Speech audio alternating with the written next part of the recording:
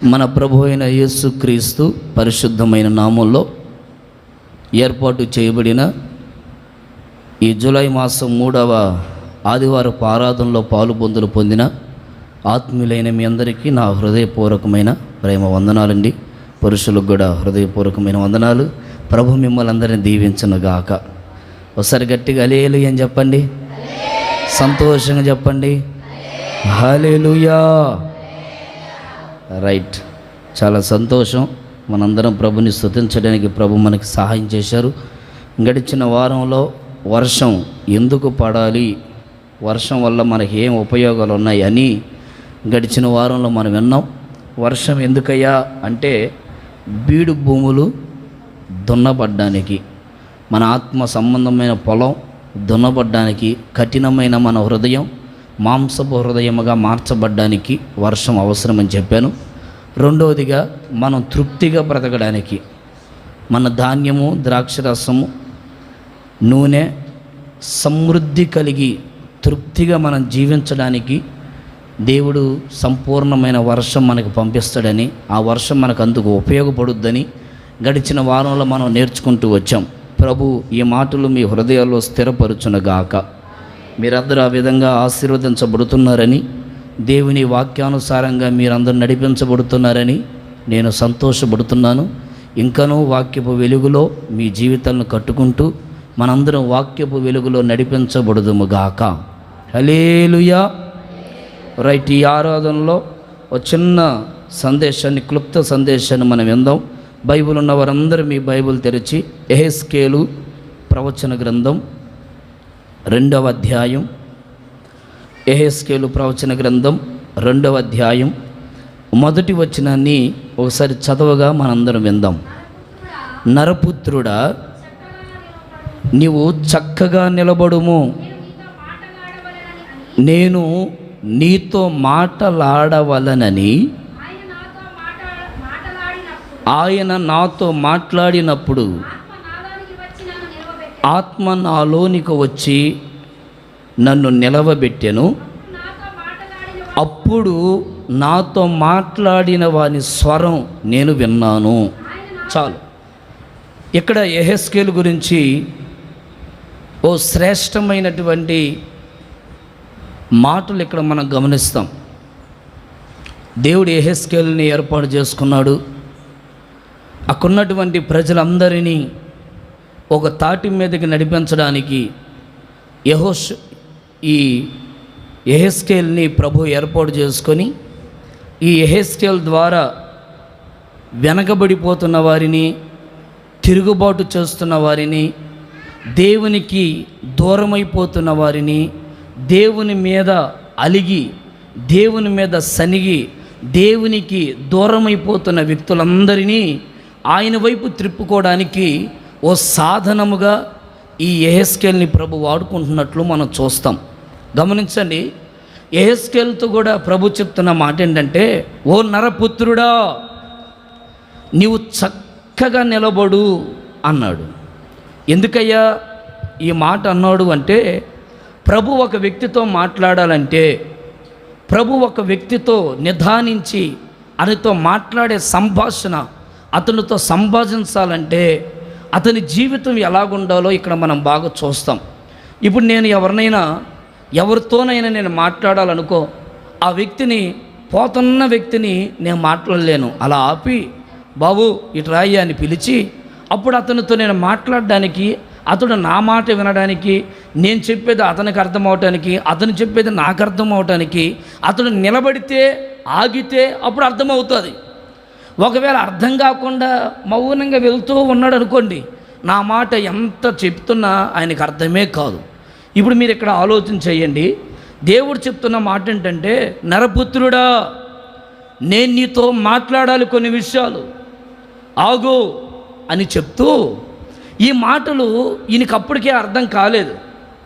దేవుడు ఏదో మనతో మాట్లాడాలనుకుంటున్నాడు, కానీ మన మనస్సులో లేకపోవడం వల్ల ఆ ఉద్దేశం ఏంటో, ఆ ప్రణాళికలు ఏంటో, ఆయన చిత్తమేంటో, అసలు ఆయన మన పట్ల ఏమి కలిగి ఉన్నాడో అది మనకు అర్థం కావట్లేదు.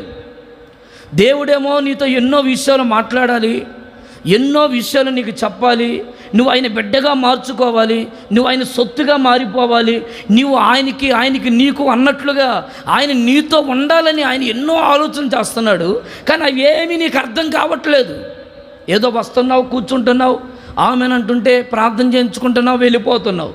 అందుకని ఇక్కడ ఈ యెహెజ్కేలు గురించి ఏం రాయబడిందంటే, యెహెజ్కేలు దేవుడు చెప్పిన మాటలు ఆయనకు అర్థమవడానికి ఎప్పుడు అర్థమైందో తెలుసా? అక్కడ మీరు చూడండి. ఆయన నాతో మాట్లాడినప్పుడు ఆత్మ నాలోనికి వచ్చి, చెప్పండి గట్టిగా, నన్ను ఆత్మ నాలోనికి వచ్చి నన్ను ఏం చేసిందట? నిలబెట్టింది.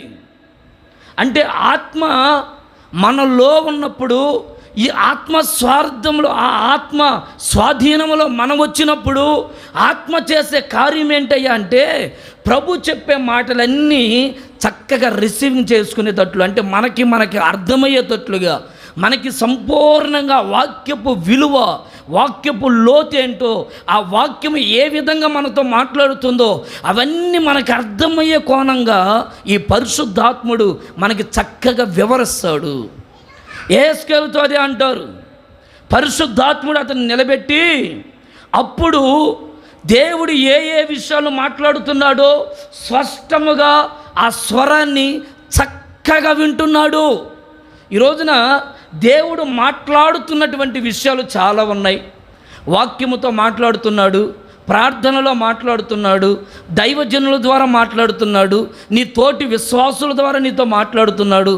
కొన్ని సందర్భాలలో ఆత్మీయులుగా ఒక చోట కలిసినప్పుడు, ఆత్మ సంబంధమైన విషయాలు పంచుకునేటప్పుడు ఆత్మీయుల ద్వారా, ఆత్మీయురాలు ద్వారా కూడా ప్రభు కొన్ని విషయాలు మాట్లాడుతూ ఉంటాడు. అయితే అవి మనకు అర్థం కాకపోవడానికి కారణం ఏంటి? దేవుని విషయాలు అర్థం కాకుండా ఉండడానికి కారణం ఏంటి? ఈరోజున చాలామంది అర్థం చేసుకోవడానికి ఆయన మందిరానికి వస్తున్నారు, కానీ వారికి అర్థం కావట్లేదు. ఎందుకు దేవుని మాట అర్థం కావట్లేదు? ఇక రాయబడింది, పరిశుద్ధాత్మ నీలో లేదు. పరిశుద్ధాత్మ అనే అనుభవం నీవు కలిగి ఉన్నప్పుడే ఆత్మ ద్వారా కలిగే క్రియ అర్థమయ్యేటట్లు చేస్తుంది. Praise the Lord. ఇప్పుడు ఇంగ్లీషులో మనం వర్తమానం చెప్తా ఉంటే దాన్ని తెలుగులోకి ఏం చేస్తున్నారు? అలా చేస్తున్నప్పుడు ఏమవుతుంది అంటే, ఆ ఇంగ్లీష్ మనకు అర్థమయ్యేటట్లు పరిశుద్ధాత్ముడు ఇప్పుడు ఏం చేస్తాడు మనకంటే, దేవుడు ఏం మాట్లాడుతున్నాడో ఆ మాటలు మనకు అర్థమయ్యేటట్లు చేస్తాడు. ఒకసారి గట్టిగా హల్లెలూయా అని చెప్పండి. హల్లెలూయా. అందుకని మనము చేయవలసిన పని ఏంటంటే, చక్కగా నిలబడి చూడాలి. మనం దేవుడు ఎవరితో మాట్లాడుతున్నాడో, దేవుడి గుండెల్లో ఉన్న వేదన ఏంటో, ఆయన మన పట్ల ఉన్న ప్రణాళికలేంటో, ఆయన మన పట్ల ఉన్న ఉద్దేశాలేంటో, ఆయన ఏమి మనలో కలిగి ఉన్నాడో అవి మనకు అర్థం అవ్వాలంటే నీవు నిలబడాలి. మొదట నిలబడడం అంటే అర్థం ఏంటి అంటే, అటు ఇటు తొసగక, అటు ఇటు జారక, అటు ఇటు పడిపోక, నీ భక్తిలో నీవు చక్కగా నిలబడుదువుగాక. ఈరోజున చాలామందికి దేవుని మాటలు అర్థం అవ్వలేకపోవడానికి కారణం ఏంటంటే, నిలబడలేకపోవడం వల్ల. చక్కని దేవుని వాక్యాలు, ఉపదేశము అర్థం అవ్వలేకపోవడానికి కారణం ఏంటంటే, నీ భక్తిలో నీవు నిలబడలేకపోతున్నావు. ఒక పక్క దేవుని భక్తి చేస్తున్నావు, మరొక పక్క ఆచారాలతో కూడిన అనుభవాల్లో నడిపించబడుతున్నావు. ఒక పక్క దేవుడు అంటున్నావు, మరొక పక్క సినిమాలు అంటున్నావు. ఒక పక్క దేవుడు అంటున్నావు, మరొక పక్క భయంకరమైన బూతులు, రకరకాల అన్యాలు, ఆలోచనలు కూర్చినటువంటి పాపానికి సంబంధమైన దురాశ, దుఃఖానికి చేటున్నట్లుగా భయంకరమైనటువంటి పాపానికి సంబంధించిన ఆలోచనలు, అలాంటి ధోరణిలో ఉంటున్న వ్యక్తికి దేవుని మాటలు ఎలా అర్థమవుతాయి? దేవుని ఉద్దేశం ఏమర్థమవుతుంది? దేవుని ప్రణాళిక ఏమర్థమవుతుంది? ప్రియులారా, దేవుని మందిరానికి నడిపించబడిన నా ఆత్మీయులారా, మీ అందరితో నా ప్రభు మాట్లాడాలని ఉద్దేశించిన మాట ఏంటంటే, మీరందరూ మీ భక్తిలో చక్కగా నిలబడుదురుగాక. చక్కగా నిలబడుదురుగాక, చక్కగా నిలబడుదురుగాక. మీరు నిలబడినప్పుడు దేవుని స్వరాన్ని మీరు విందురుగాక. దేవుని స్వరాన్ని వినడానికి నిలబడాలి. నువ్వు నిలబడితే అసలు ఆయన ఏ ఉద్దేశం కలిగి ఉన్నాడు అది నీకు అర్థమవుతుంది. నేను ఇలా చెప్పుకుంటూ క్లుప్తంగా చెప్పుకుంటూ పోతాను. ఇర్మియా ప్రవచన గ్రంథం 7వ అధ్యాయం 5వ వచనంలో ఏం రాయబడింది అంటే, మీ క్రియలను యథార్థముగా చక్కపరుచుకొని, చూడండి, మీ క్రియలను మీ యథార్థతను చక్కపరుచుకొని అంటే దేవుని సన్నిధిలో నీ క్రియలు ఎలాగున్నాయి, నువ్వు ఎలా నడిపించబడుతున్నావు, మందిరంలో ఉన్నప్పుడు ఎలాగుంటున్నావు, బయట ఉన్నప్పుడు ఎలాగుంటున్నావు, నీ మాటలు ఎలాగుంటున్నాయి, నీ చూపులు ఎలాగుంటున్నాయి, నీ వస్త్రధారణ ఎలా ఉంటుంది, నీ నడవడిక, నీ ఆత్మ సంబంధమైన అనుభవం ఎలాగుంటుంది, బయట లోపల నువ్వు ఎలాగుంటున్నావో నీ క్రియలను నీవు చక్కగా యథార్థముగా ఏం చేయాలంట, చక్కబరుచుకోవాలి అంటే క్రమపరుచుకోవడం, సరిదిద్దుకోవడం, సరిచూసుకోవడం, ఇవన్నీ ఒక తోవకు చెందిన పర్యాయ పదాలు.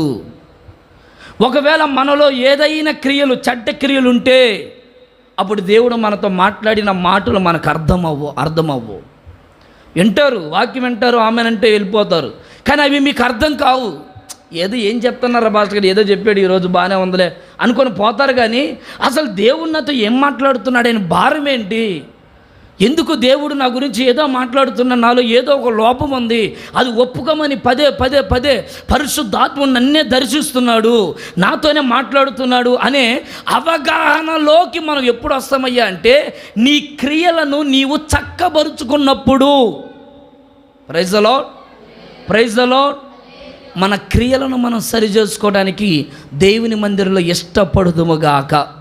మరొక మాట చూడండి, ఆదికాండం 22వ అధ్యాయం 9వ వచనం. అలాగూ వారిద్దరూ కూడి వెళ్ళి దేవుడు అతనితో చెప్పిన చోటికి వచ్చినప్పుడు అబ్రహాము, చూడండి, అబ్రహాము అక్కడ బలిపీఠమును కట్టి కట్టెలను చక్కగా పేర్చి. చూడాలి, ఇప్పుడు ప్రతి విశ్వాసి జీవితములో దేవుడు మనతో మాట్లాడే మాట మనకు అర్థం అవ్వాలంటే నీ జీవితం అనే బలిపీఠాన్ని నువ్వు చక్కగా కట్టుకోవాలి. బలిపీఠము నీ ఆత్మీయ జీవితానికి ఒక సాదృశ్యం. ఇప్పుడు నీ ఆత్మీయ జీవితాన్ని నువ్వు ఎలా కట్టుకోవాలి అంటే చక్కగా కట్టుకోవాలి. ఇక దాంట్లో మరా లోపాలు ఉండకూడదు. నీ కట్టుబడి చాలా క్రమముగా కట్టుకోవాలి. వింటున్నారా? అందరూ తలలు పైకెత్తి నా వైపు చూస్తా వినండి. దేవుని వాక్యము ద్వారా కానీ, ప్రార్థన జీవితం ద్వారా కానీ, విశ్వాసపు జీవితం ద్వారా కానీ నీ జీవితాన్ని నువ్వే కట్టుకోవాలి. ఎవరు నీ జీవితాన్ని కట్టలేరు. ఒకవేళ కట్టడానికి వచ్చినా నీ నోట నుండి వచ్చే మాట, నీది నువ్వు చూసుకోబో అంటారు. నీదెంతో నువ్వు చూసుకో, నా గురించి నీకెందుకు, నాకు తెలుసులే, ఎలాగుండాలో నాకు తెలుసులే, అంతేనా కదా. నాకు తెలుసులే, నేను ఎప్పుడు బాగుండాలో నాకు తెలుసు, నువ్వు నాకు చెప్పకొచ్చావా అన్నట్లుగా మనుషుల ఆలోచనలు మారిపోతాయి. అందుకని బైబిల్ అంటుంది, అబ్రాహాము తన బలిపీఠాన్ని తను చక్కగా కట్టుకొని ఇప్పుడు కట్టెలు పేరుస్తున్నాడు. అంటే కట్టెలు అనగా మన క్రియలకు సాదృశ్యము, మన పద్ధతులకు సాదృశ్యము. బలిపీఠం కట్టడమే ప్రాముఖ్యమైనది కాదు. ఈ బలిపీఠం మీద నీ క్రియలను చక్కగా పేర్చుకోవాలి. స్తోత్రం, ప్రైజ్ ద లార్డ్. చెప్పండి ఒకసారి, చేతుల పైకి గట్టిగా లేలు అని చెప్పండి. హల్లెలూయా. మనము బలి అర్పించాలంటే, ఈ బలి దేవుడు అంగీకరించాలంటే, నీ జీవితాన్ని దేవుడు అంగీకరించాలంటే, నీ ప్రార్థన దేవుడు అంగీకరించాలంటే, నువ్విచ్చే కానుక దేవుడు అంగీకరించాలంటే, నీ బలిపీఠం మీద నీవు కట్టెలను ఎలా పేరుస్తున్నావు? వంకరంకరగా పేర్చుకుంటున్నావా, చక్కగా పేర్చుకుంటున్నావా? ప్రియులారా, నీ క్రియలను నువ్వు చక్కగా సరిదీసుకున్నప్పుడు, చక్కగా పరిశుద్ధపరుచుకున్నప్పుడు, చక్కగా ఒక తాటి మీదకి నువ్వు వచ్చినప్పుడు, నీవు ఇప్పుడు బలి అర్పిస్తే ఆ బలిని ఖచ్చితంగా దేవుడు అంగీకరించకుండా మానడో. స్తోత్రం చెప్పండి గట్టిగా. లేవీయులకు రాసిన మొదటి అధ్యాయంలో ఈ 7వ వచనంలో ఆ మాటలు రాయబడతాయి. లేవియ కాండంలో. ఎందుకు ఈ మాటలు నేను చెప్తున్నానంటే, బలి అర్పించేటప్పుడే నీ బలిపీఠం ఎలాగుందో నువ్వు ఒకసారి క్రమపరుచుకోవాలి. ఒకసారి మా అమ్మగారు నన్ను పొయ్యి వెలిగియమన్నారు. ఈ పొయ్యి వెలిగియాలంటే నాకేం పెద్దగా తెలియదు. నేను మినిస్ట్రీలో సేవ చేసేటప్పుడు మా పాస్టర్ గారు ఒక ఆయన, అరే టీ కాసుకోరా పోరా అన్నాడు. అప్పుడు సిస్టర్ లేకపోతే నేను టీ ఎలా కాయాలో నాకు తెలియదు. అయితే అందరూ చెప్పేవాళ్ళు, ముందు పాలు పెట్టాలి, ఆ తర్వాత అదేంది టీ పొడి వేయాలన్నట్లుగా చెప్పారు. ఓహో, దాన్ని మనసులో పెట్టుకున్నా, నాకు తెలియదు కదా పెద్దగాని. అప్పుడు ఇంకో వాళ్ళు వచ్చి, ఒరే పిచ్చోడా, ముందు నీళ్ళు పోయాలా, ఆ తర్వాత చాయ్ పత్తి వేయాలి, అప్పుడు లాస్ట్లో పోయాలరా పాలు, అంత అయిపోయిన తర్వాత తిప్పుకోవడానికి చక్కెర వేయాలరా అన్నాడు. ఓహో, ఇదే సంగతి అనుకున్నా. అయితే కట్టెలు ఎలా పేర్చాలో చెప్పలా. నాకు తెలియక న్యూస్ పేపర్లు ఇంత పెద్ద కట్ట ఉంది. ఆ కట్ట తీసుకుని వచ్చి అక్కడ పొయ్యి దగ్గర కూర్చోబెట్టుకొని ఒక్కొక్క పేపర్ పెడతా ఉన్నా. కట్టెలు పెట్టట్లా, కొత్త పేపర్లే. ఇక చూడండి, నీళ్ళు కాగాయి. తర్వాత ఏమయ్యాలా? టీ పొడి వేయాలా. టీ పొడి వేసి అది కూడా బాగా మరిగింది. మరలా ఏమయ్యాలా? పాలు పోయాలా. పాలు పోసా, మళ్ళీ చక్కెర వేసా, అంత తిప్పాను. పేపర్లు మొత్తం అయిపోయాయి. టీ కూడా కాయడం అయిపోయింది. ఇక టీ చిన్నగా ప్లాస్కోలో పోసుకొని పాస్టర్ దగ్గర చాలా సంతోషంగా తీసుకుపోయి చెమటలు గారిపోయినాయి. అమ్మో, టీ చేసేలకు ఎంత కష్టపడ్డాం కదరా అని. ఇక పాస్టర్ దగ్గర పోగానే ఇక పాస్టర్ గారు వెంటనే నా టీ చూసి, ముందు నువ్వు దాగురా అన్నాడు. అన్న నాకెందుకులేనా, నీకు కింద పెట్టుకుని వచ్చాను, నువ్వు దాగన్నా అంటున్నా, నాకు తెలియదు కదా, నీ మొహంలాగా ఉన్నాయిరా అన్నాడు. నా మొహానికి ఏమన్నా కొద్దిగా నల్లగా ఉంటుందనే కానీ నా మొహానికి ఏమన్నా బాబు అంటుంటే నేనే కాకపో దరిద్రంగా చేసావు. ఎవడన్నా టీ అంటారా, వీటిని ఛాయ్ అంటారా, వీటిని తీసుకోబో కిందకి సైతాను అది ఇదని తిప్పాడు. నేను సరే ఏంట్రా బాబు, ఎంత కోపడ్డాను, నేను ఇంత కష్టపడి ఇంత పేపర్లు అయిపోగొడతాని కిందకు వచ్చి తాగదమని చూస్తే మొత్తం ఏ వాసన వస్తుంది? పొగాసిన. ఒక్కరు నాకే వాంతి వచ్చింది. అంటే పొయ్యి కాల్చడం తెలిసింది, కానీ ఏం పెట్టాలో నీట్గా కట్టెలు పెట్టడం తెలియలా. అంటే కట్టెలు పెట్టకుండా ఉత్త పేపర్లు పెడితే పొయ్యి మండుతుంది కదా అనుకున్నా నేను.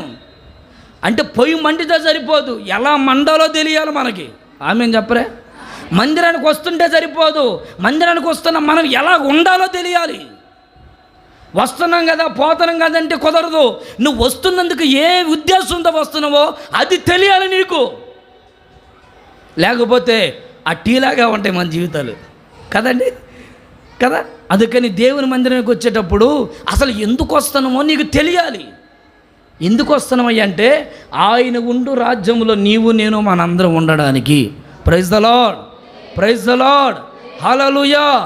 ఆయన ఉండు రాజ్యంలో మనము ఉండడానికి ఇప్పుడు మనం ఏం చేయాలంటే, చక్కగా మన బలిపీఠలను కట్టుకొని, చక్కగా మన కట్టెలను పేర్చుకొని, చక్కగా మనము నిలబడినప్పుడు ఆయన స్వరము మనం వినగలము. ఆమేన్. మనము నిలబడకపోతే, పరిశుద్ధాత్మ మనలో లేకపోతే మన చెవులు పొరపాటున వినడానికి ఇష్టపడవు. ఇప్పుడు చూడండి, కొంతమంది అందరు వాక్యం వింటారు అనుకుంటున్నారు మీరు. ఇప్పుడు నేను వాక్యం చెప్తుంటే అబ్బో అందరు వాక్యం వింటున్నారయ్యా అని అనుకుంటారా? అబ్బే, వాక్యం వినేవాళ్ళు కొందరేమో వాక్యం విన్నట్లుగా చెవిట పెడతారు, వాళ్ళు చేసే పనులు వాళ్ళు చేసుకుంటూ ఉంటారు.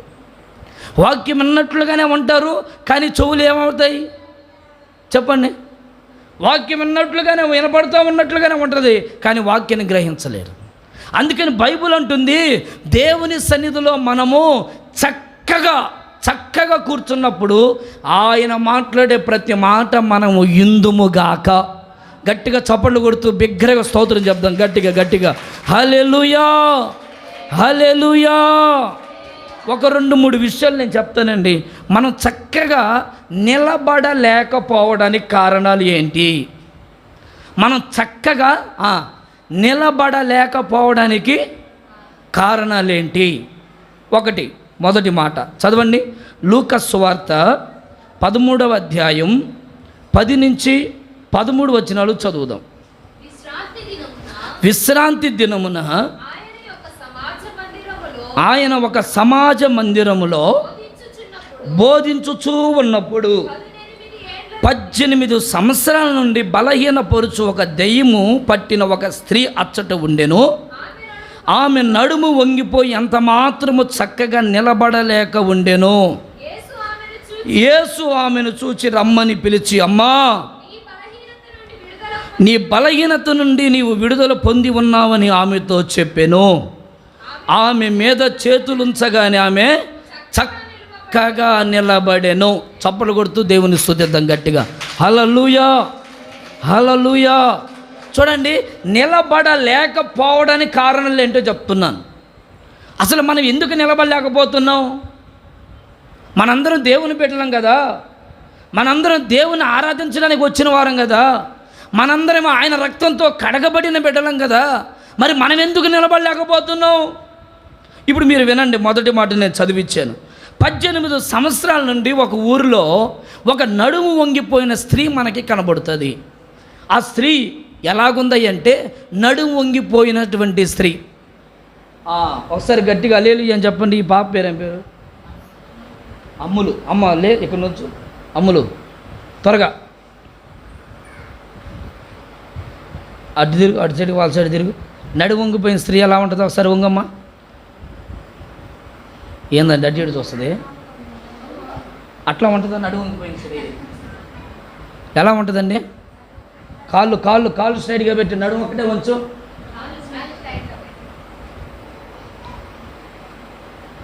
అమ్మ పాస్టర్ గారు మీరు రండి. అమ్మ నువ్వు కూర్చో తల్లి. వెరీ గుడ్, నువ్వు కూర్చో, నువ్వు రా ఒకసారి. నడుము వంగిపోయిన స్త్రీ ఎలా ఉంటుందో నేను చెప్తాను చూడండి. చూపి అమ్మ, వాళ్ళకి చూపి. అట్లా వంగిపోయిందా? పూర్తిగా వంగమ్మ. ఇంకా ఇక అట్లా వంగి ఇట్లా నడవాలా? ఎట్లా నడిచేది? అయ్యా బాబు, మా జేజు మా మనవని మీరు అయ్యా ఒరే అని ఇట్లా పోతా ఉంటుంది నడుము వంగిపోయిన స్త్రీ. అంతేనా కదా, కళ్ళ పొట్టేసుకొని కాదా? ఇంకెట్లా నడుస్తుంది మరి? ఇంతేనా నడిచేది? అసలుకి ఇలా నడుము వంగిపోవడానికి కారణం ఏంటి? కారణం ఏంటో చెప్పనా? ఆమె యవన కాలములో తన భర్త చనిపోయాడు. ఎప్పుడు చనిపోయాడు? యవన కాలంలో. ఆ రోజుల్లో ఉన్న ఆచారం ఏంటయ్యా అంటే, భర్త చనిపోయాడు, ఆ భర్తని వెంటనే సమాధి చేయడానికి లేదు. మీకు అర్థమవుతుందా? భర్త చనిపోయిన తర్వాత ఇక భర్తని సమాధి చేయడానికి లేదు. రే విలియం ఇట్రా, పైకి రా చెప్తా తొందర. భర్త చనిపోయిన తర్వాత ఆ భర్తని సమాధి చేయడానికి లేదు. ఇప్పుడు భార్య బతుకుంది కనుక ఈ భార్య భర్తని ఇట్రా పైకి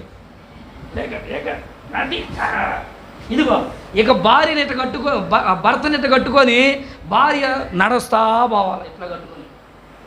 ఇక వెంటనే వెనక తాళ్ళు పెట్టి కడతారు.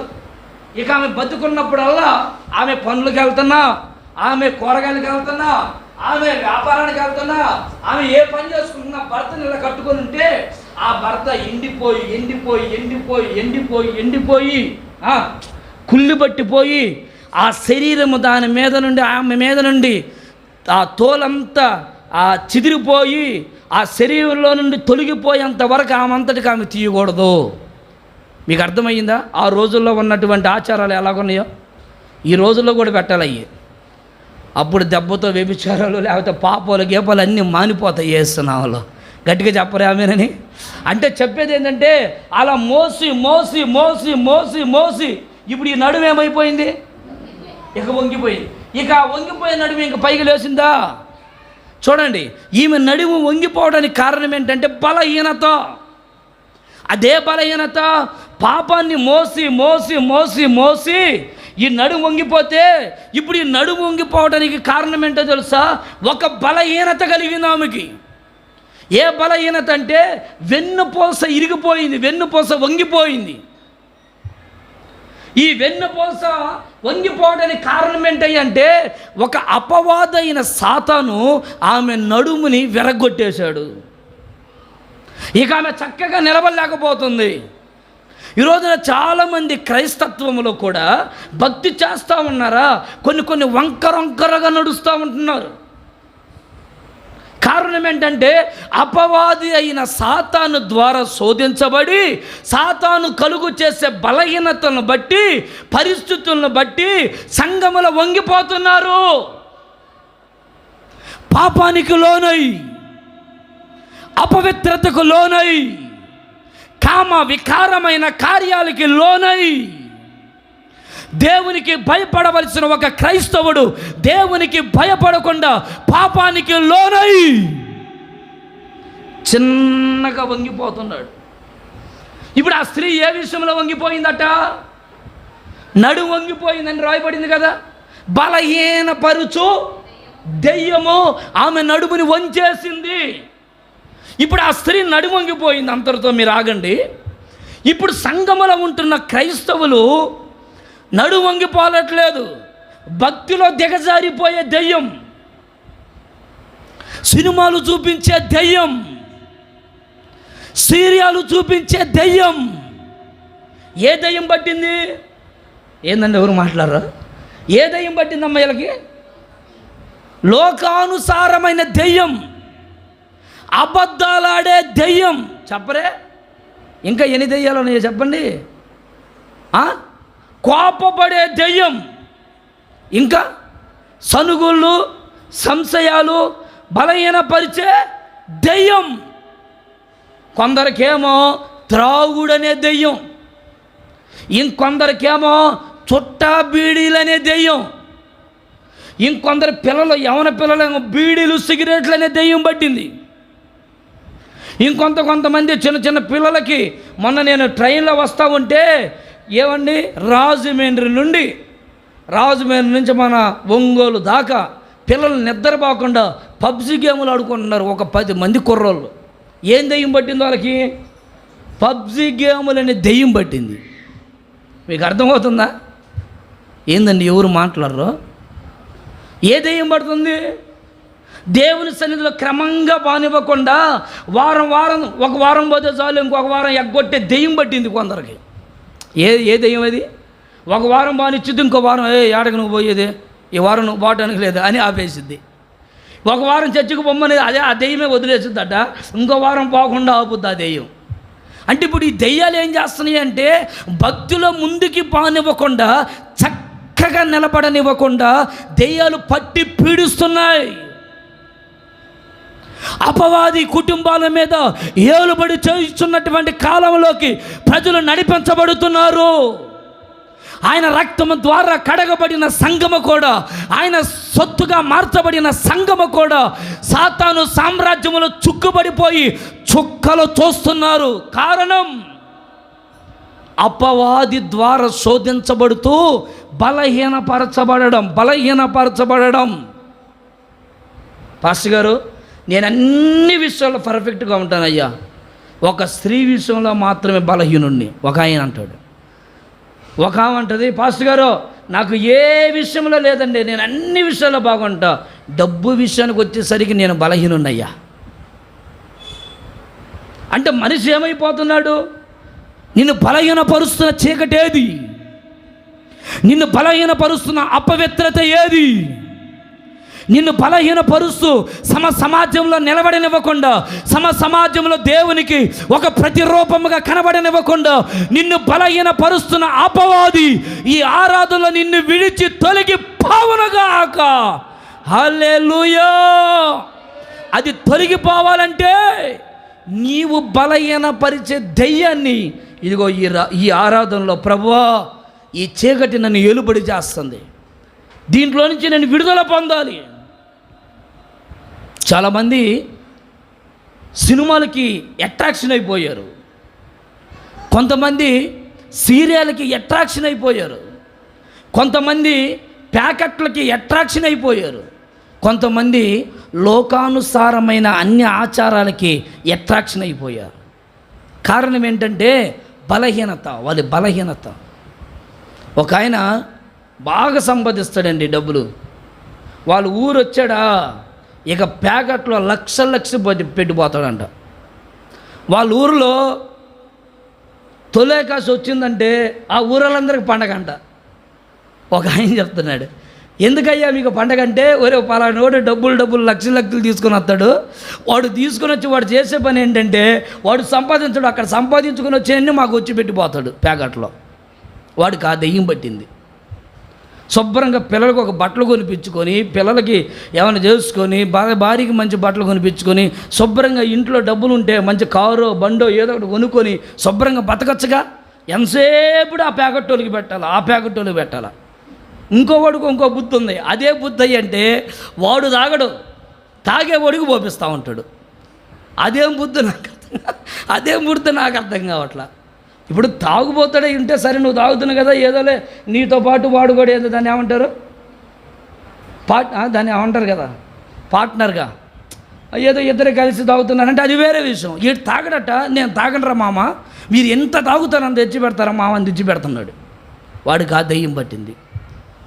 ఈరోజున మనుషులు ఏమైపోతున్నారు, క్రైస్తవులు కూడా అలాగే అయిపోతున్నారు. దేవుని కొరకు వైరాగ్యంగా బ్రతికే క్రైస్తవుడు ఆచారపూర్వకంగా బ్రతికే క్రైస్తవుడితో పోటీ పెట్టుకుని భక్తిలో దిగజారిపోతున్నాడు. నీ భక్తి ఎలా ఉంది? ఏ విషయాన్ని బట్టి నువ్వు బలహీనం అవుతున్నావు? పలానా వ్యక్తి బాగా ప్రార్థన చేస్తుంది, ఆమెతో పోటీ పెట్టుకో. ఆమెతో పెట్టుకో. నువ్వు పోటీ పెట్టుకునేది ఎవరితో? కింద కూర్చున్న వాళ్ళతో, ప్రార్థన చేయని వాళ్ళతో, ముసలమ్మ ముచ్చట్లు పెట్టుకునే వాళ్ళతో. ప్రార్థన అంటే అబ్బాయి ఈ వారం ఏం పోతానేమే, వచ్చే వారం పోతానేమే అంటారే, వాళ్ళతో పెట్టుకుంటూ ఉంటారు పోటీ. నేనేమంటానంటే నీ పోటీ ఎవరితో ఉండాలో తెలుసా? నీకంటే ఎక్కువగా కన్యలతో మోకాళ్ళ మీద నిలబడి ప్రార్థన చేస్తారే, అలాంటి వాళ్ళతో పెట్టుకో నువ్వు పోటీ. ఇప్పుడు మా పిల్లలు కొంతమంది ఉంటారు, చిన్న పిల్లలు, వాళ్ళు అమ్మ పోటీలు పెట్టుకుంటారు. మొన్న ఒక అన్న చెప్తున్నాడు, ఇంటి దగ్గరికి వెళ్ళి ప్రార్థన చేయడానికి వెళ్తే ఆయన చెప్తున్నాడు, అయ్యా మా ఓడికి ఎంతసేపుడికి వీళ్ళంటే భలే పోటీ అయ్యా అంటాడు. ఒరే పోటీ అన్నవాడు మరి వాడు చదివినట్టు చదువుతాడా? అబ్బే అదొక్కటి రాదు, అది చదవని అంటాడండి. అంటే పోటీ అంటే దేనికి పోటీ? తినటానికేనా, బట్టలకేనా, తిరగడానికేనా? పోటీ అంటే ఇక ప్రతి దాంట్లో ఉండాలి. యేసు నామములో చెప్పరే గట్టిగా హల్లెలూయా అని, గట్టిగా చెప్పరే. ప్రతి దాంట్లో పోటీగా ఉండాలా. పోటీ అని పడిందంటే ఇక వాడా నేనని తేలిపోవాలి యేసు నామములో. అట్లాగ భక్తి చేయాలా. ఇప్పుడు విశ్వాసులు ఎలా భక్తి చేస్తున్నారంటే పోటీగా దేవుని సన్నిధిలో బాగా మోకాల మీద నిలబడి వైరాగ్యంగా బైబిల్ చదువుతారు. వాళ్ళతో పోటీ ఉండదు. వాళ్ళతో మనకి ఎందుకు కానీ అసలు బైబిలే తెరవకుండా కూర్చుంటలా. ఇక ఎందుకులే ఈ బైబిల్ అని ఓరకొరగా పేపర్లన్నీ తిప్పేయడం, మళ్ళీ పాస్ట్గా ఏమైనా అనుకుంటాడేమోనని. నేనేమనుకుంటా, మీరు ఓరకొరకు తిప్పేసే బదులు మంచిగా నా వైపున చూస్తే వాక్యం అని అంటారుగా.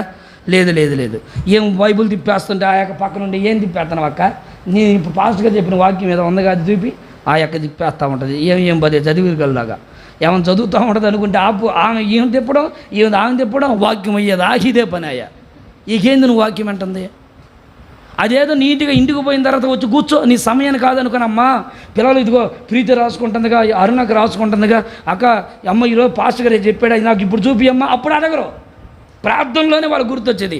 బైబిల్ ఎట్టు ముందు పెట్టి తిప్పమ్మాయి, ఇన్ని పేపర్లు తిప్పు అంటే ఏమైపోతుంది భక్తి? అంటే బలహీనత. ఏ బలహీనత తెలుసా? వాక్యాన్ని విననీయకుండా చేసే బలహీనత సాతానుగాడు. యేసు నామములో వాడి బలహీనతలన్నీ తొలగిపోవును గాక. గట్టిగా చెప్పండి హల్లెలూయా, హల్లెలూయా, హల్లెలూయా, హల్లెలూయా. వాక్యం వినడానికి బలం కలిగిన వ్యక్తులుగా ఉండాలి. సరే మీకు ఇంకొక మాట చెప్పనా? ఈ నడుము వంగిపోయిన స్త్రీ ఎవరు? విగ్రహారాధికురాలా? ఎవరి గురించి? ఆమె ఎవరో తెలుసా? చదవండి 16వ వచనం. అమ్మ చదవమ్మా, 16వ వచనం చదువు. ఇదిగో 18 ఏళ్ల నుండి బంధించిన కుమార్తె. ఎవరు కుమార్తె? అబ్రహాము కుమార్తె. అంటే విశ్వాసులకు ఆయన తండ్రి కనుక ఆమె కుమార్తె. అంటే ఇప్పుడు ఈమె ఎవరు? విశ్వాసురాలు. ప్రార్థన వచ్చు, యేసయ్య తెలుసు, కానీ 18 సంవత్సరాల నుండి పాపాన్ని విడవలేని ఒక మూర్ఖురాలు. 18 సంవత్సరాల నుండి భక్తి చేస్తుంది, మందిరానికి వెళ్తుంది, బైబిల్ చదువుతుంది, బైబిల్ వింటుంది. మార్పు లేని జీవితం, మార్పు లేని ప్రవర్తన. మార్పు కలిగిన భక్తి దేవునికి కావాలి. మార్పు లేని జీవితం దేవునికి అవసరం లేదండి. ఆయన ఎవరో తెలుసా? పరిశుద్ధుడు. ఆయన దగ్గరకు చేరాలని ఆశ కలిగిన నువ్వు పరిశుద్ధంగా బ్రతకపోతే ఎలా చేరుతావు? మార్పు లేకుండా ఎలా పరలోకానికి వెళ్తావు? ఒక నీళ్ళు ఫిల్టర్ అవ్వకుండానే మనం తాగలేమే. నీళ్ళన్నీ నీళ్ళే కదని ఏ దగ్గరికి వెళ్తా నీళ్ళు మనం తాగుతామండి? మురికి నీళ్ళు ఉంటాయి, అయ్యో నీళ్ళే కదా తాగుతామా? ఎందుకు తాగు? మరలా మనం తాగేది మురికి నీళ్ళే.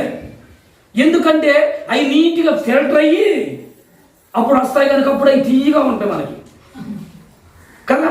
మనం చూస్తా పోయి ఆ మురికి నీళ్ళు అడబెట్టి ఆ మురికి నీళ్ళు తాగాలంటే మనం పొరపాటున అంటే మనిషి ఇప్పుడు ఏమైపోతున్నాడయ్యా అంటే చూస్తున్నాడు కానీ చెయ్యట్లేదు. భక్తి చేయాలనుకుంటున్నాడు, వాక్యం వింటున్నాడు కానీ వాక్యానుసారంగా బతకలేకపోతున్నాడు.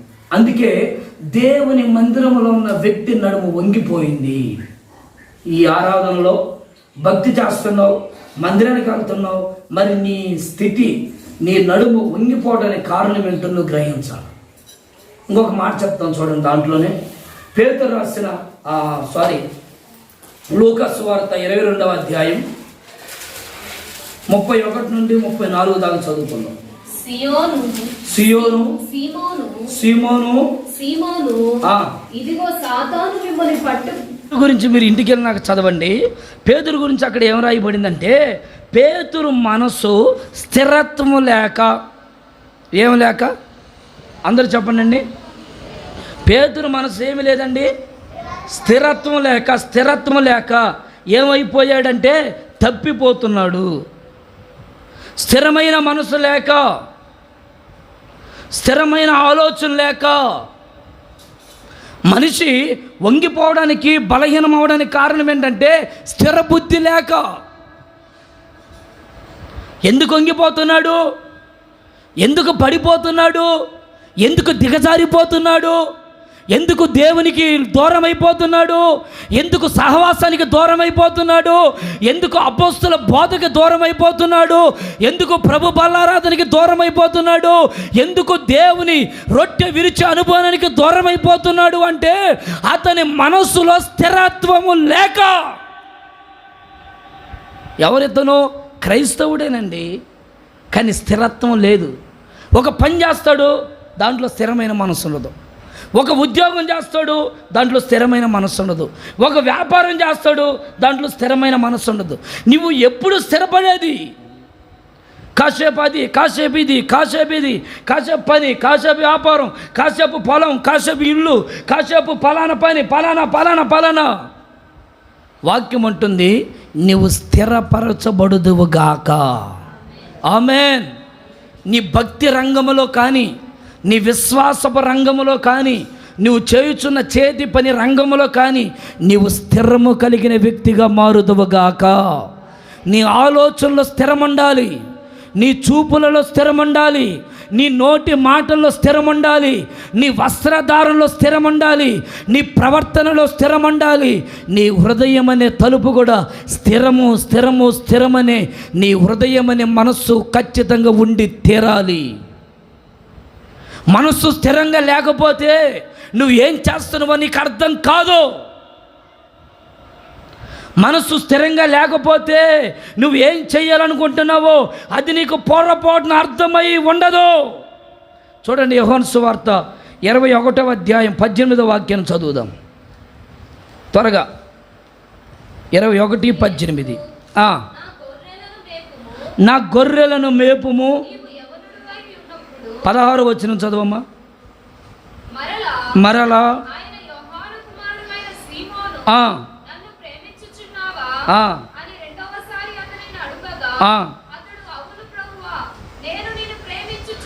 యోహాను సువార్త 21వ అధ్యాయం 18వ వచనం కూడా ఒకసారి చదవమ్మా. మేపము ఉన్నప్పుడు నీకిష్టమైన చోటికి వెళ్ళుచుంటివి. చాలు. చూడండి, పేతురు గురించి ఏం రాయబడిందంటే, పేతురు యవనములో ఉన్నప్పుడు అంట తన మనస్సును అనే నడుము కట్టుకొని ఇప్పుడు అతనికి ఎలా నచ్చిందో అతనికి ఏది నచ్చుతుందో అదే చేస్తున్నాడు. మీకు అర్థమవుతుందా? యవన కాలంలో ఉంటున్న దేవుని బిడ్డలారా వినండి, యవనస్తులకి ఏది నచ్చుతుందో అదే చేయడం. నీకు నచ్చింది చేయకూడదు, ఇక్కడ నీకు మెచ్చింది చేయకూడదు.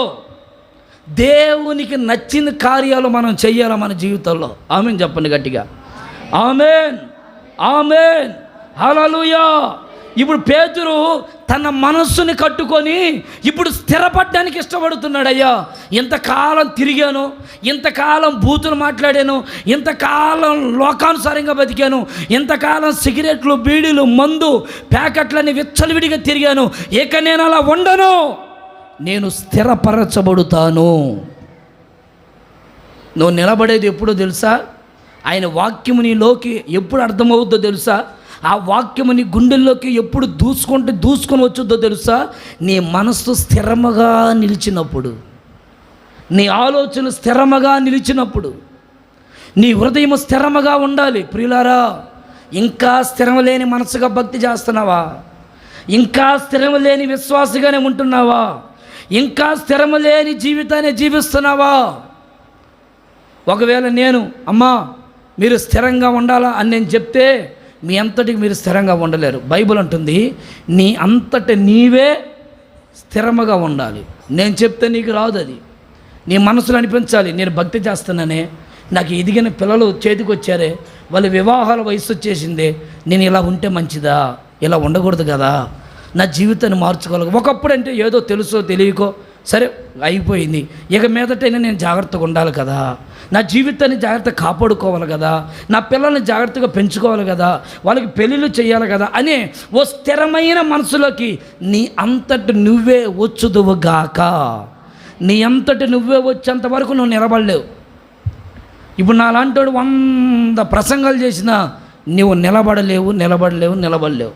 నీ మనస్సులో పుట్టాలి, నేను బ్రతకాలి, ఇలా చెయ్యి, నేను దేవుని మందిరానికి వెళ్తా, ఇలా అపవిత్రంగా ఉంటే ఎలా, నా బిడ్డను మోసం చేస్తా, నా భార్యను మోసం చేస్తా, మా సేవకులను మోసం చేస్తా, ఇలా నేను ఉంటే దేవునికి మహిమ వచ్చుద్దా, ఆయన నామమే కదా దూషించబడేది అని నీకు సిగ్గు కలిగి నీ అంతటి నీవే ఇక నేను అలా ఉండను, ఈ రోజు నుంచి మంచి మనస్సాక్షితో ప్రార్థన చేసుకుంటా, ప్రభువా ఇక నమ్మకంగా నేను ఉంటానయ్యా అని నువ్వు మంచి తీర్మానంతో ప్రార్థన చేసుకుంటే నిశ్చయముగా నీ మనసు స్థిరపరచబడును గాక. గట్టిగా చెప్పండి హల్లెలూయా, హల్లెలూయా, హల్లెలూయా. చెప్పాను మొదటగా, ఈ బలహీనపరచబడినటువంటి దెయ్యం పట్టిన స్త్రీ ఆమె నడుము వంగిపోవడానికి కారణం ఏంటయ్యా అంటే ఆమె బలహీనతలు. ఇప్పుడు యేసయ్య దగ్గరికి వచ్చింది, ఆమె బలహీనతలన్నీ ఒప్పుకుంది, ఇంక నేను ఇప్పుడు చేయను. ఎవరైనా నిన్ను ఒప్పిస్తున్నారా? అబ్బే లేదయ్యా, నన్ను ఎవరు ఒప్పించట్లేదు, ఇంతకాలం శ్రమలు పడ్డాను, ఇంతకాలం నిందలు మోసానయ్యా, 18 సంవత్సరాలు బాధలు పడ్డాను, ఇక నాకు ఇలా ఉండను, నేను మారుతాను, జీవితాన్ని మార్చుకుంది. క్రైస్తవుడా, మరి నువ్వెప్పుడు మారేది? యవనస్తురాలారా మీరెప్పుడు మారేది? ప్రభు కొరకు వైరాగ్యంగా బ్రతకాలని భక్తి చేస్తున్నావు, బాగానే ఉంది, కానీ దేవునికి ఇష్టమైన భక్తి ఎప్పుడు చేసేది? దేవునికి నచ్చినట్లు ఎప్పుడు నువ్వు బతికేది? దేవుడు కోరుకున్నట్లు ఎప్పుడు నువ్వు జీవించేది? ఎప్పుడు నీ జీవితాన్ని కొనసాగించేది? దేవునికి నచ్చినట్లుగా నీవు నేను మనందరము ఈ భూమి మీద నడిపించబడుదుముగాక. గట్టిగా చేతుల పైకెత్తి గట్టిగా చెప్దాం, హల్లెలూయా, హల్లెలూయా. నిన్ను నీవే నీ నడుమును కట్టుకుందువుగాక. ఎవరు కట్టుకోవాలండి?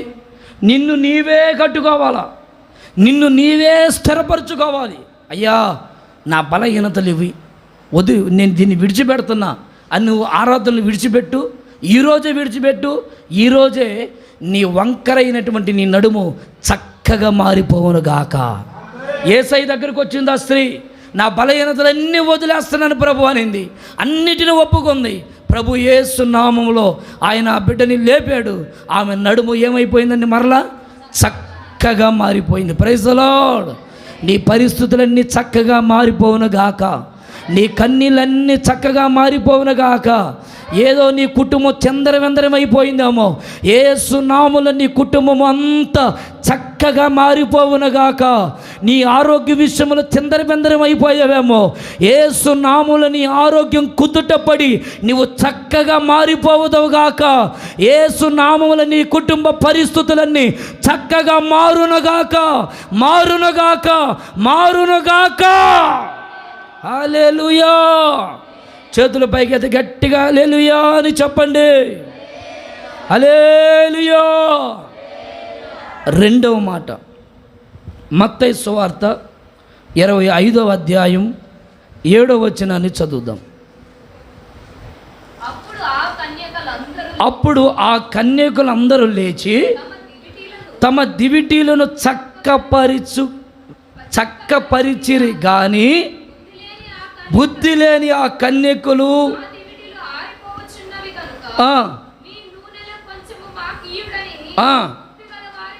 చాలు గమనించండి. ఇది ప్రభు రాజ్యాన్ని గురించినటువంటి ఓ ఉపమానంగా ప్రభు ఇక్కడ బోధిస్తూ ఉన్నాడు.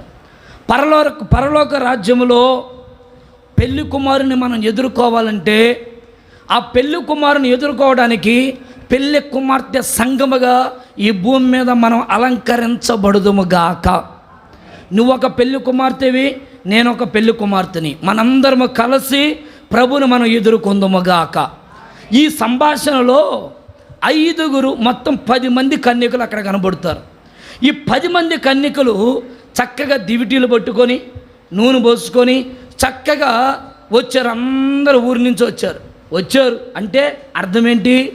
లోకంలో నువ్వు జీవిస్తున్నావు, ఇక లోకం నాకొద్దు, పాపం నాకొద్దు, ఏమంటే లోకంలో ఉంటున్న వ్యసనాలు నాకొద్దు అని అన్నిటిని విడిచిపెట్టి ఇప్పుడు ఆయన సంఘములోకి మనం వచ్చినట్లుగా వారు కూడా వచ్చారు. వచ్చినటువంటి వ్యక్తుల గురించి బైబిల్ ఏం చెప్తుందంటే, 5 ఒక 5 అక్కడ మనకు కనబడతారు కదా. ఒక 5 ఏమో దివిటీలకి నూనె అయిపోయింది, ఇంకొక 5 దగ్గర నూనె ఉంది. ఆ బుద్ధి కలిగిన వారి దగ్గరకు వచ్చి, అమ్మా మీ దగ్గర కొద్దిగా నూనె ఉంది కదా, మాకేమన్నా నూనె ఇస్తావా అని అడిగారు. అప్పుడు వాళ్ళు ఏమన్నారంటే, మాకు సరిపోదండి, మేము ఇవ్వము అన్నారు. గమనించండి మీరు, ఇప్పుడు ఇవ్వము అన్నారు. ఈ బుద్ధి లేని వాళ్ళు ఏం చేశారో తెలుసా? సరే మేము నూనె తెచ్చుకోవడానికి ఊర్లోకి వెళ్ళి ఏమైనా కొట్టు ఉంటుందేమో, ఆ కొట్టులోకి వెళ్ళి నూనె కొనుక్కొని వచ్చుకుంటామని అందరూ 5 బుద్ధి లేని 5 వెళ్ళారు. ఇప్పుడు మీరు ఆలోచించాలి. వాళ్ళు వెళ్ళారు, ప్రభు రాకడ వచ్చింది, ప్రభు వచ్చాడు, ప్రభుతో పాటు 5 ఎత్తబడ్డారు, 5 విడవబడ్డారు. వీళ్ళు విడవబడడానికి కారణం ఏంటయ్యా అంటే, నూనె ఉంది, అభిషేకం ఉంది, ప్రార్థన జీవితం ఉంది, భక్తి ఉంది, కానీ పరిశుద్ధత లేదు. పరిశుద్ధత లేదు అంటే ఎప్పటికప్పుడు నూతన పరుచుకునే అనుభవం లేదు. నూనె ఉంది, కానీ ఆ నూనె ఇప్పుడు ఏమైపోయింది? అయిపోయింది. ఎవరిల్లు? అవిశ్వాసులు కాదు, ఒక సంఘములో ఉన్నవారు, ఒక మందిరానికి వెళ్తున్న వాళ్ళు, ఒక కాపరి దగ్గర ఉన్న వాళ్ళు, ఒక సంఘములో నిలబడిన వాళ్ళు. కానీ వీరికి ఏమైపోయింది అంటే, ఒక 5 నూనె తక్కువైపోయిందంటే పరిశుద్ధత లేదు, అభిషేకం తక్కువైపోయింది. దేవుని సన్నిధిలో నడిపించబడుతున్న దేవుని బిడ్డలారా, ఇప్పుడు మీరు ఆలోచన చేయాలి. వింటున్నారా అమ్మా? అందరు తలలు పైకెత్తి చూడండి.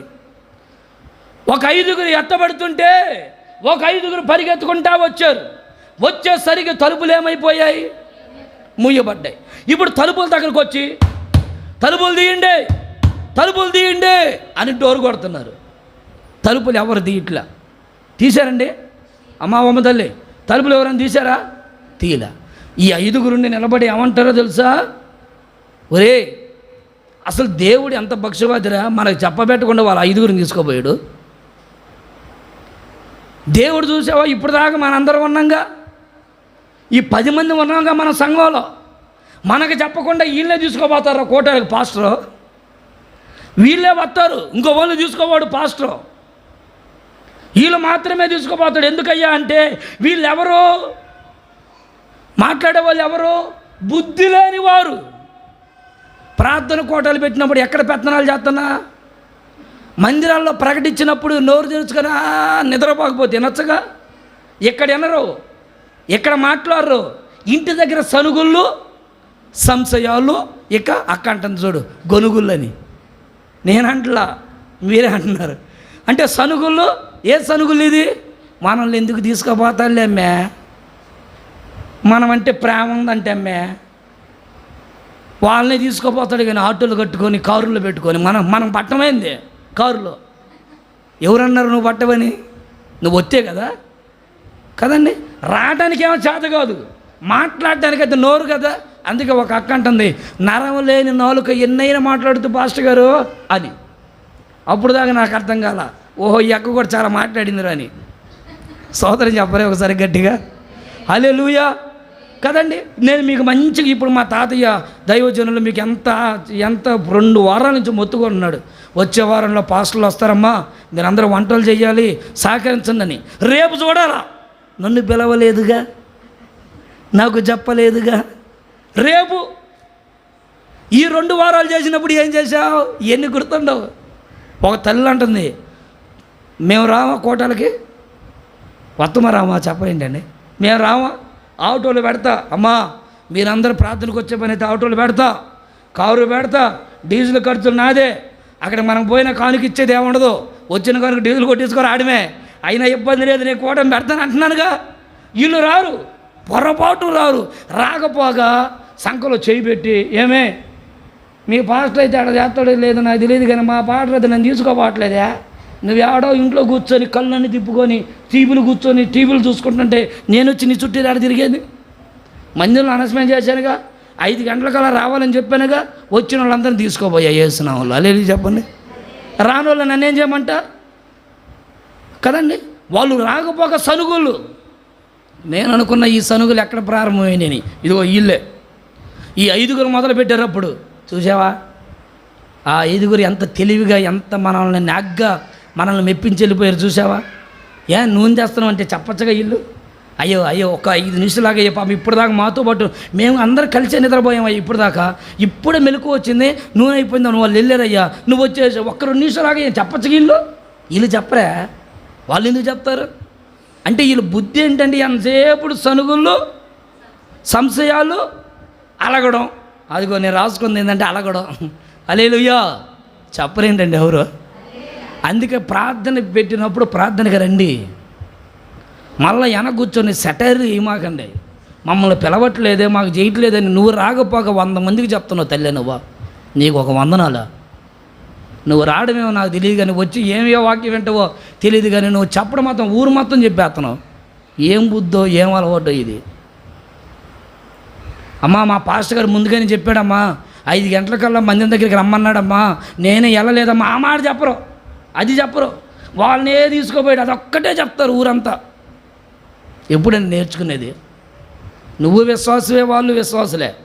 యేసయ్య వచ్చినప్పుడు వాళ్ళు ఎత్తబడ్డారు, 5 ఎడవబడ్డారు. అందుకే పరిశుద్ధాత్మని ఆర్పకుడి. పరిశుద్ధాత్మ దశలోనికి రాసిన పత్రిక 5వ అధ్యాయం 19వ వచనంలో ఉంది, ఆత్మను ఆర్పకుడి. ఎప్పుడు వెలుగుతూ ఉన్న మందిరంలో యోహాను గురించి ఏం రాయబడింది? అతడు మండుచు ప్రకాశించుచు ఉన్న దీపమై ఉన్నాడు. ఎవరు యోహాను? ఒక దీపం, ఎప్పుడు వెలుగుతూనే ఉన్నాడు. ఆరిపోయాడా? రోగం వచ్చిందా అని ఆగిపోయాడా? పరిస్థితులు వచ్చాయని ఆరిపోయాడా? ప్రతికూలతలు కలిగి ఏమన్నా ఆరిపోయాడా? ఎన్ని శోధనలు వచ్చినా, ఎన్ని అవమానాలు వచ్చినా, ఎన్ని నిట్టూర్పులు వచ్చినా, ఎన్ని కలవరాలు వచ్చినా యోహాను ఆరిపోని దీపం. ఎందుకంటే ఎప్పుడు మండుతున్నాడు దేవునిలో. నువ్వు మండుతున్నావా దేవునిలో? భక్తిలో మండుతున్నావా? ప్రార్థనలో మండేవాడు సనగడు, భక్తిలో మండేవాడు గొనుగుళ్ళు ఉండవు. ప్రార్థనలో మండించబడే వ్యక్తి పొరపాటున అలగడు. అలుగుళ్ళు గొనుగుళ్ళు ఎప్పుడు వస్తాయి అంటే నీవు ఆత్మలో చల్లారిపోయినప్పుడు, భక్తిలో చల్లారిపోయినప్పుడు, నీరసించిపోయినప్పుడు. చెప్పబడుతున్న వాక్యం మీద దృష్టి నిలపక వాక్యానికి హద్దుకోకపోవడం వల్ల, వాక్యానికి లోబడకపోవడం వల్ల, వాక్యాన్ని గ్రహించలేకపోవడం వల్ల, ఇవి కాక ఇంకా వేరొకటి నీలోకి వస్తూ విన్యమైన ఏమంటే దేవునికి అయిష్టమైన విరోధముగా విభిన్నముగా నీ నోరు దుర్భాషలాడడానికి కారణం ఏంటంటే నువ్వు దేవుని ఆత్మను ఆర్పివేస్తున్నావు, ఆత్మలో చల్లారిపోతున్నావు, ఆత్మలో సన్నగిలిపోతున్నావు. భక్తిలో ప్రజ్వరిల్లవలసిన నీవు భక్తిలో దినదినము దిగజారిపోవడానికి కారణం నీ నూనె ఆరిపోతుంది. జాగ్రత్త. నూనె అయిపోకుండా నీ అంతటి నీవు జాగ్రత్త పడుదువుగాక. స్తోత్రం చెప్దామా? గట్టిగా చెప్దామా? హల్లెలూయా. అంటే మన భక్తి ఎలాగుండాలయ్యా అంటే, మన జీవితం ఎలాగుండాలయ్యా అంటే చురుకైన భక్తిగా ఉండాలి. చురుకైన భక్తి ఎప్పుడు వస్తాడు ప్రభు? ఇందాక పాడాం కదా, యేసయ్యా నా యేసయ్యా ఎప్పుడయ్యా నీ రాకడా, యేసయ్యా నిన్ను చూడ ఆసయ్యా, యేసయ్యా నిన్ను చూడ ఆసయ్యా, రావయ్యా యేసయ్య రయమునా, రావయ్యా యేసయ్య రయమునా, రమ్ము యేసునాథ వేగమిరా రమ్మో. Amen hallelujah, amen hallelujah. రమ్ము యేసునాథ వేగమిరా రమ్మో. Amen hallelujah, amen hallelujah. Yesayya నా యేసయ్యా హల్లెలూయా. అంటే ప్రభు రాకడ గురించిన పాటలు మనం పాడుకుంటున్నాము, కానీ రాకడ గురించిన సిద్ధపాటు లేదు. సంఘములో నీవు నేను మనందరమి చురుకుదనముగా భక్తి చేసేదముగాక. చురుకుదనం అంటే హెబ్రీ స్త్రీల గురించి చదవ నిర్గమకాండంలో. హెబ్రీ స్త్రీలు ఎలా ఉన్నారంట? వాళ్ళు మన స్త్రీల వంటి వాళ్ళు కాదయ్యా. అందుకు ఆ మంత్రసానులు హెబ్రీ స్త్రీలు ఐగుప్తులో ఉన్న స్త్రీల వంటి వాళ్ళు కాదు. ఎలాంటి వాళ్ళు? చురుకైన వారు. ఐగుప్తులు ఎలాంటి వాళ్ళు? సోమరాళ్ళు. ప్రార్థన ఎన్ని గంటలకు? భక్తి ఎన్ని గంటలకి? పని ఎన్ని గంటలకి? మనం ఎక్కడికి వెళ్ళాలి? ఎన్ని గంటలకు ప్రార్థన చేయాలి? ఎంత మోకల మీద ఉండాలి? ఎన్ని పాటలు పాడాలి? ఎన్నో ఒక క్రమాలు ఉంటాయి కదా. ఐగుప్తులో ఉన్న స్త్రీలు సోమరాళ్ళు. ప్రార్థనకులు ఎవరు? ఉదయాన్నే కుటుంబాల్లో స్తోత్ర ప్రార్థన వినబడదు. కారణం నిద్రమత్తు ఆత్మ. ఎప్పుడు మెలకు వస్తే అప్పుడు చేసుకుంటాను పాస్టర్ గారు అంటారు. నీకు ఎప్పుడు వచ్చిందమ్మా మెలకు? నాకయ్యా అందరు లేచి నాకు వచ్చిందయ్యా. అందరు లేచేది ఎప్పుడో. ఇంకా అందరూ కొంతమంది 7 గంటలు లేస్తారు, 6 గంటలు లేస్తారు కదా. అప్పుడు లేచి చేసుకుంటాం. వేకుజామున ఎన్ని గంటలకు లేవాలా? 4 గంటలకు స్తోత్ర ప్రార్థన జరగాల. ఇంట్లో జరుగుతున్నాయి స్తోత్ర ప్రార్థన 4 గంటలకి. చెప్పరేందండి?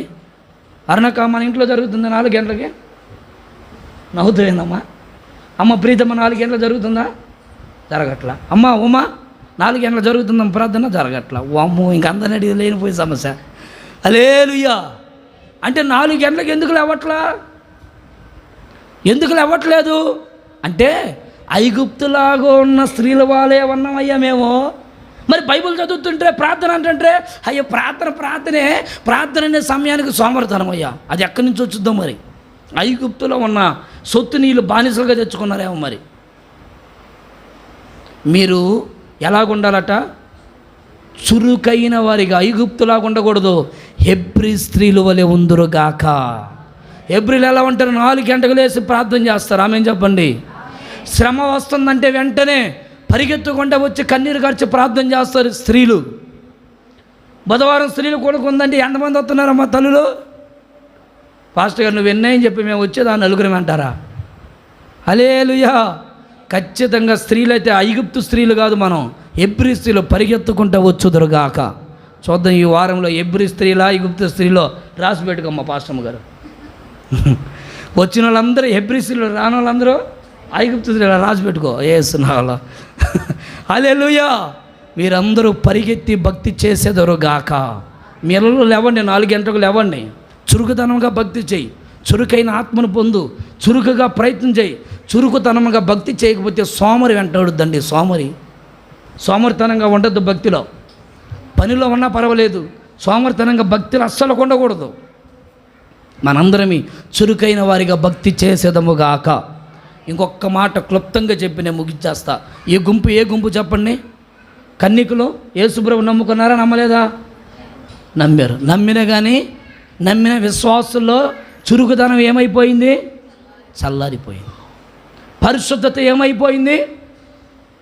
నూనె ఏమైపోయింది?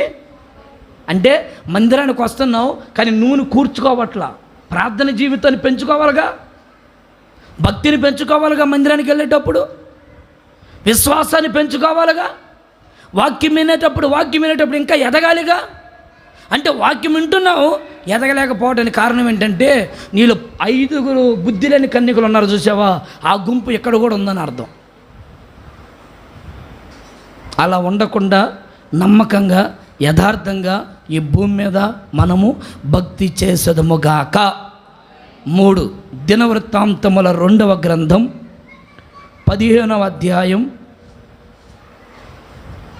3వ వచనం నుంచి 6వ వచనం దాకా. నిజమైన దేవుడైన ఉపదేశముని యాజకులైన ధర్మశాస్త్రమైనను చాలా దినములు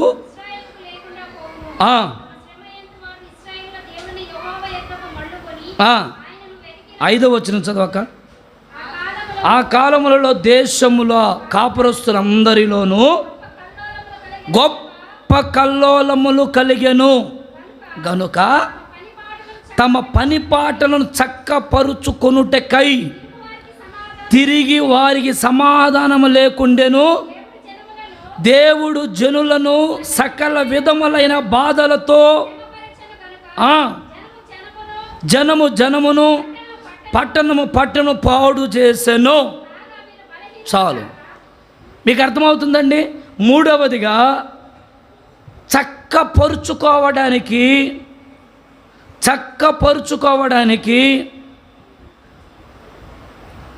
తమ పని పాటలను చక్కపరుచుకోవడానికి వారికి సమయము సరిపోవట్లేదు. నీ జీవితాన్ని చక్కపరుచుకోవడానికి నా కాలం సరిపోవట్లేదట. ఇజ్రాయేల్ ప్రజలందరూ ఏమైపోయారంటే భయంకరమైన కల్లోరం, భయంకరమైన తెగులు, భయంకరమైనటువంటి బాధలు, శ్రమలు, నష్టాలు, భయంకరమైన శోధనలు, భయంకరమైన ఆటుపోట్లు, మనశ్శాంతి లేదు, నెమ్మది లేదు, గలిబిలి గజిబిజి, కుటుంబం అంతా అల్లకల్లోరం. కారణం ఏంటి అంటే ఇక్కడ ఏం రాయబడిందో తెలుసా? దేవునికి అట్ట తిరుగుబాటు చేస్తున్నారట వాళ్ళు. దేవునికి తిరుగుబాటు. అంత మాత్రమే కాదు, సమాధానం లేదు కుటుంబాల్లో. భార్య అంటే భర్తకి సమాధానం లేదండి ఈరోజు. భర్తకి భార్యకి సమాధానం లేదు, భార్య భర్తలకి పిల్లలకి సమాధానం లేదు, పిల్లలకి తల్లిదండ్రులకి సమాధానం లేదు, సంఘములో ఒకరికొకరికి సమాధానం లేదు. ఒక కుటుంబంలోనంటూ ఒక కుండలోది వండుకొని తింటున్నా సమాధానం లేదు. దేవుడు మనల్ని ఐక్యపరిచింది ఎందుకు? దేవుడు మనల్ని ఆయన రక్తముతో కడిగింది ఎందుకు? అది నీకు ఇంకా అర్థం కాకపోతే అలా. యేసన్న గారు చెప్తా ఉండేవాడు, ఎన్నో శోధనలు వచ్చాయట ఆ సమాధానాన్ని విడగొట్టడానికి. ఎన్నో బాధలు కలిగాయట సమాధానముల నుండి తొలగిపోవడానికి. కానీ ఏ రోజు కూడా సమాధానాన్ని విడిచిపెట్టలేదట యేసన్న గారు. ఎప్పుడు సమాధానం కలిగి జీవించేవాడట. ఆయన మీద బురద జల్లిన సమాధానంగా ఉండేవాడట. ఆయన మీద నేరాలు మోపిన సమాధానం ఉండేవాడట. ఆయన్ని కఠినంగా బూతులు తిట్టిన సమాధానంగానే ఉండేవాడట. అంటే ప్రతి క్షణం సమాధానాన్ని విడిచిపెట్టేవాడే కాదు. ఆయన గురించి ఒక ఆయన ప్రచారం చేశాడట, రే యేసన్న గారికి పెళ్ళై పిల్లలు పుట్టారా అని ఊరంతా గోలగోలు చేశారట. ఆ సంగతి యేసన్న గారికి వినబడింది. అరే అవునా, సరే కానీలే, వాడు చెప్పినంత మాత్రాన్ని ఇది నిజం కాదుగా అనుకుని మౌనంగా ఇంటికి వచ్చిన వాళ్ళని అన్నం పెట్టి, ఒకరోజు ఆ పాస్టర్ గారు కనబడితే ఇంటికి వచ్చాడట, శుభ్రంగా అన్నం పెట్టి పంపించాడు. పక్కన వాళ్ళు అన్నారు, యేసన్న గారు నీ గురించి ఇంత చెడ్డగా ప్రచారం చేశాడు కదన్నా, నీకు పెళ్ళి కాకపోయినా పెళ్ళి అయింది, పిల్లలు పుట్టారని నీ గురించి ఇన్ని మాటలు మాట్లాడాడు అన్నాడు, అలాంటిది వీడి మీద నీ కోపం లేదా? యేసన్న గారు అన్నాడు, ఇలాంటి తుచ్చమైన వాటిగా మనకు సమాధానం పోగొట్టుకునేది. ఈ సమాధానం ఎవరి వల్ల వచ్చిందో నీకు తెలిస్తే, ఆ సమాధాన విలువేంటో నీకు అర్థమైతే నువ్వు ఊరికే పోగొట్టుకోవు సమాధానం. ఎలా వచ్చిందయ్యా? ఒక పరిశుద్ధుడి త్యాగం వలన మనకి సమాధానం వచ్చింది. యేసయ్య రక్తము చిందిస్తే ఆ రక్తం ద్వారా మనకు వచ్చింది ఈ సమాధానం. ఈ సమాధానాన్ని ఊరికే చిన్న విషయాలకి, తుచ్చమైన విషయాలకి, పనికిరాని విషయాలకి, ఊరికనే అలగడాలు, ఊరికనే అసమాధానాలు మనకు అవసరమా? కుటుంబాల్లో చిన్న విషయాలండి, కారణం ఏముండదు, చిన్న విషయాలకి గొడవలు, చిన్న విషయాలకి అసమాధానం, ఒకరికొకరికి మనశ్శాంతి ఉండదు, నెమ్మది ఉండదు, పలుకోరు. భార్య ఏమంటుంది భర్తని, ఏమండే నువ్వు ప్రతిరోజు పని చేసుకోవాలా, మందిరానికి రావాలా, అంతేగా నిన్ను అనేది. ఇంకంతకు తప్పించి యుద్ధానికి వెళ్ళు, యుద్ధంలో అందరిని జయించనమ్మంటుందా భార్య? ఆ మాటకే ఈయనకి ఇంకొచ్చేస్తుంది, నన్ను శుభ్రంగా అన్నం తినమని మళ్ళీ జాగ్రత్తగా ఉండమంటావా, నా ఇష్టం అంటాడు. వాళ్ళిద్దరికి అప్పుడు ఏమైపోయింది, నువ్వు అన్నమే మాకు, అమ్మాయి కూతురా అన్నమే అంటాడు.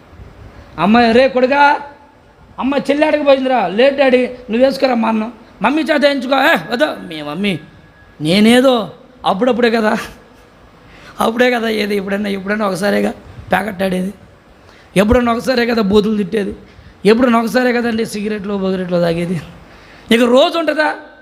నాకు కుదరదు అంటే ఆ సమాధానం వచ్చేసింది. పిల్లల్ని ఏమనరండి, రోజు లక్షలు మీకు పోతాను, తిండి కడుపుకి తిని లేక పస్తులుండి మీకు చదివేస్తాను, బాగా చదువు, నన్ను చదవమంటవా? టెక్కను ఊరేసుకొని చచ్చిపోయింది ఒక అమ్మాయి. అసలు దేనికి చచ్చిపోవాలా, దేనికి చచ్చిపోకూడదు? మా అక్క కళ వచ్చిందట, నేను వాడిని ఏమన్నా అంటేనేమోనని, వాడు పైనుంచి దూకి చనిపోతాడు ఏమన్నా కళ వచ్చింది అక్కకి. నేనది ఆ దరిదబ్బులకు వాళ్ళ ఎందుకులే నాకెందుకు ఈ బాధ అని, వాడు బాధలు వాడు పడతాలేని ఆ దరిదబ్బులు వాళ్ళు ఇంకా. ఎందుకంటే కళ నెరవేరింది అనుకో పాస్టర్ గారు, నాకు అర్థమైంది ఈ కళ నీ వాళ్ళే వచ్చిందని. నాకెందుకయ్యా, చదవని వాడు చదివేది వాడు పిల్లవాడు మనకి ఎందుకని మౌనంగా అయిపోయా. ఆమె చెప్పండి, ఈ కళలతో నేను ముందుకెళ్ళలేకపోతున్నా. ఆమెన్ అంటే హల్లెలూయా చెప్పండి ఒకసారి, చేతుల పైకి గట్టిగా హల్లెలూయా. అంటే నేను అనేది ఏంటంటే, మన భక్తిలో మనం ఎక్కడ సమాధానం ఉండకూడదు, మనం సమాధానము కలిగి మన భక్తిని మనం కొనసాగించుదుముగాక. స్తోత్రం చెప్పండి గట్టిగా.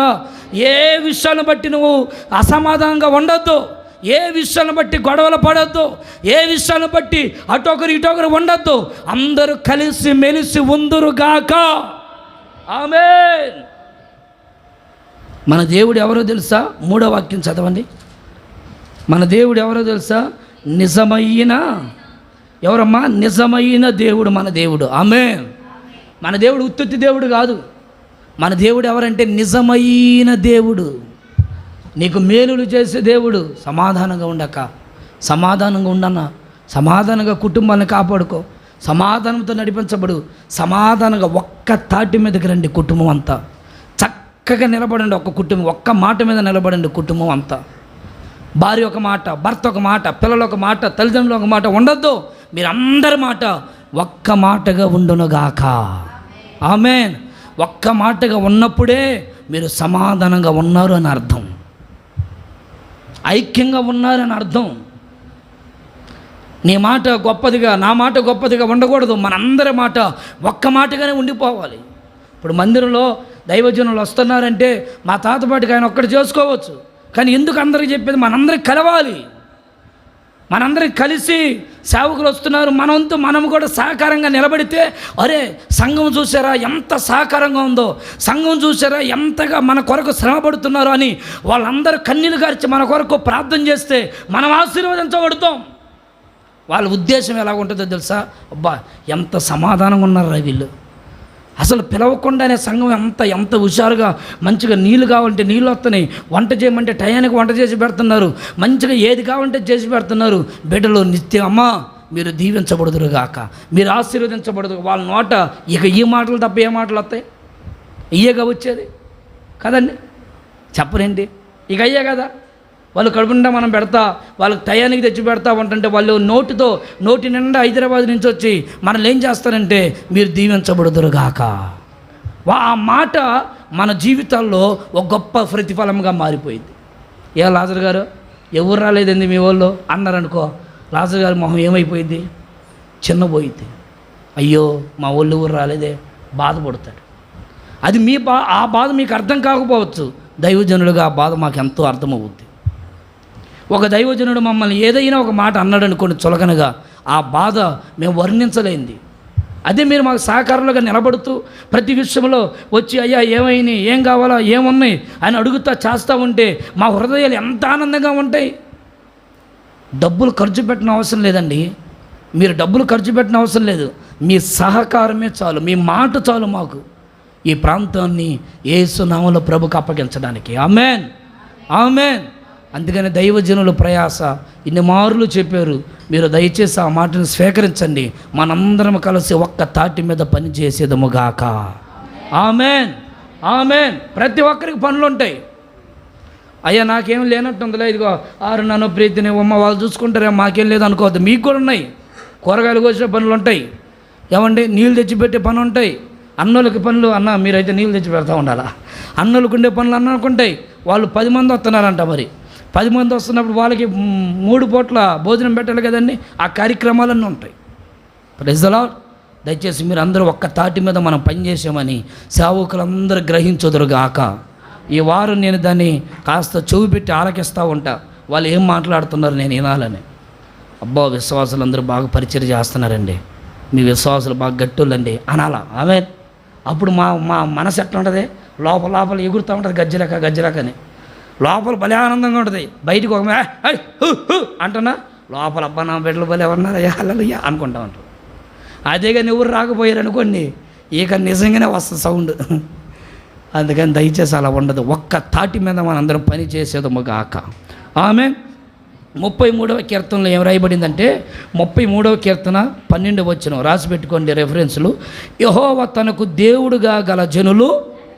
46వ కీర్తన 5వ వచనంలో, ఆ దేవుడు ఆ పట్టణములో ఉన్నాడు గనక దానికి చలనము లేదు. అంటే ఇల్లు, పట్టణం అంటే ఇల్లు, లేకపోతే వ్యక్తిగత జీవితం. ఆయన నీతో ఉంటే, ఆయన నీలో ఉంటే ఇక నీలో చలనం. నువ్వు దేవుని బిడ్డవు కనుక నువ్వు ఎప్పుడు కదిలించబడవు. నువ్వు దేవుని బిడ్డ కనుక నువ్వు ఎవడు నిన్ను కదిలించలేడు.